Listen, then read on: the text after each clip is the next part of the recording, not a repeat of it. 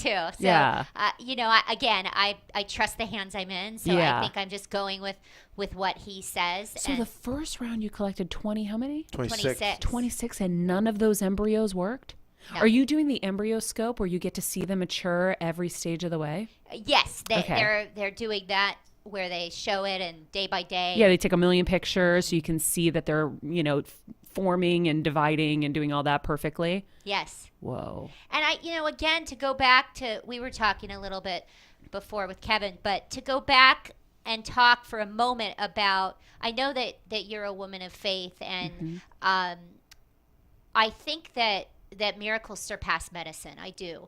And, sitting with the nurse in Dr. Potter's clinic who 25 years ago said, I came to my journey with helping people and going into this profession because I saw firsthand a miracle in my own lap. She was working as a receptionist at this hospital. This woman had gone through IVF all the way. This was years ago when it was so new and so not talked about, and the woman's baby was born and passed away.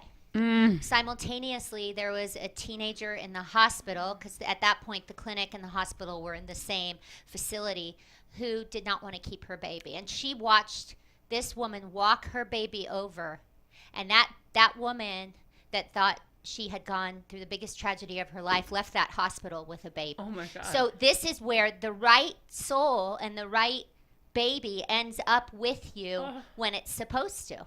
And these stories of people, yeah, I know, right? God, it makes you say, wow, we have to re-inject our faith because it's out there. And when that soul is supposed to come to you, it will. Oh, that is the most beautiful story I've ever heard. And she said after that, I knew this was my life's walk. And she can tell you 5 more stories similar to that. Wow. Where she's had people not have the result they wanted, but it ended up that they got the baby they were supposed to. Wow. And I believe that. And I believe that through adoption. I believe that. So that is the other, I think, thing that should champion every woman and man and people that are trying. Jeff and Gage went through their own very long road. And at one point he said, why we tried so hard with the adoption. Why was this the road? And when you meet his surrogate and you meet the family and you understand this was the way that this was supposed to come together for you here now. Yeah. So that's what I would say to you. It's coming. The timing. It has to be right. Jenny, it's so crazy because I see everything happens in the time it's supposed to happen. We want it to happen when we want it to happen.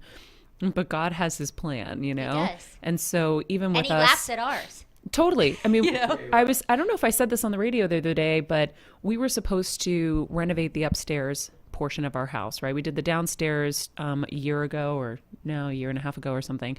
We were supposed to do it. My architect, who's the sweetest architect on the planet, the sweetest guy, wouldn't send me the final plans. They were almost done. He probably needed to do an hour's worth of work, and he wouldn't get them to me.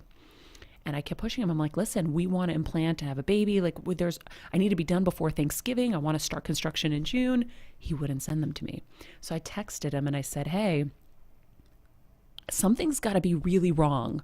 And if there is something wrong, please just tell me so that I can just leave you alone. Meanwhile, my designer and I are talking and I'm like, this isn't meant to be. We're not supposed to be in construction right now. I know it. I'm going to keep pushing to see if I can get it just so I can have them. But I know this isn't the right time.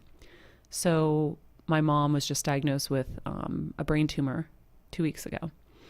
If we were in construction right now, in this house where we're trying to take care of her, it would have been a nightmare. He called me not even a week after, a couple days after my mom was diagnosed. And he's like, you were right. My dad was diagnosed with ALS, had a rapid decline, and just died last week. Mm-hmm. And I'm like, don't feel bad because God knew. He knew. God knew we're not supposed to be doing this right now. And so with the kid thing, it had the reason we haven't been able to conceive, I know, is because it hasn't been the right time. And I know right now my journey is to take care of my mom. And so, we'll figure it out from here. It absolutely is. And that don't ever look at that it's over for you. And it could very well, again, not to get heavy, but there's a timing for that too. Yeah, I know. Well, I'm laughing because I'm literally like, there's going to be that one day we have sex on the day where we're not supposed to get pregnant, and I bet it's going to happen at the time where it's supposed to happen, It and totally then will. and then those poor kids in the freezer. My mom laughs every day because she's like, Maria, those kids, they never gonna be cold because they born in the cold. That's right. They do not need a scarf or a jacket, Mom. They're gonna be naked in Connecticut with the snow, Maria. Oh my God, I love your mom. Is she So- gonna have to do